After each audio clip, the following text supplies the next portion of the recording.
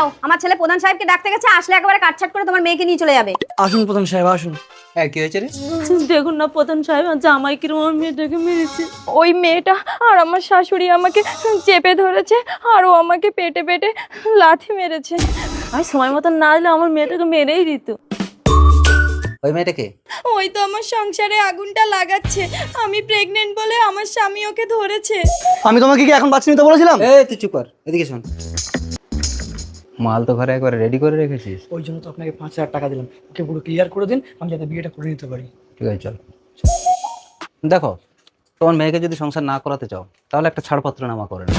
বাহ, এই কি আপনার বিচার? সবাই মিলে মারলো আমার মেয়েটাকে, আপনি বলছেন ছাড়পত্র করে দিতে? দেখো, কেস কাতালিতে যদি যাও তোমরা এদের সাথে পারবে না, কারণ এদের টাকা আছে, এরা সামলে নিতে পারবে। তুমি হাসছো? তোমার কত টাকা হয়েছে আমি দেখবো, চলো ময়না। হ্যাঁ যা যা।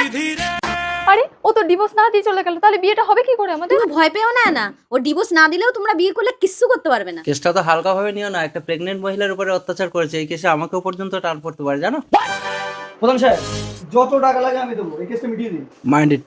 কিছুদিন পর আজ একটা বিয়ে দিনে ছেলেটা এখনো ঘরে আসলো না। না, সেই ময়নার পেটে লাথি মেরেছিলাম না, ওর পেটের বাচ্চাটা নষ্ট হয়ে গেছে। ওর মা আমাদের সকলের নামে কেস করেছে। কিন্তু ওরা কেস করার জন্য এত খরচা পেলো কোথায়? আমি দিয়েছি। প্রধান সাহেব আপনি একটা জনপ্রতিনিধি হয়ে কখনোই অন্যায়কে আপোষ করা উচিত না। আপনাকে যে 5,000 টাকা দিলাম, ওই টাকা দিয়েই তো আমি ওদেরকে সাহায্য করেছি। তোমাদের সব কটার আজীবন জেল হবে। ওরে বাবারে, আমি পালাই। বাঁচান বাঁচান আমাদেরকে। আমার পায়ে ধরে কোনো লাভ হবে না, যাদের প্রতি অত্যাচার করেছো তার পায়ে ধরে যাও। ময়নার মা, তুমি আমাকে ক্ষমা করে দাও। আমাকেও ক্ষমা করে দিন, আমি আপনার মেয়েকে দেবীর মতো পূজা করবো। আচ্ছা ঠিক আছে, ওঠো।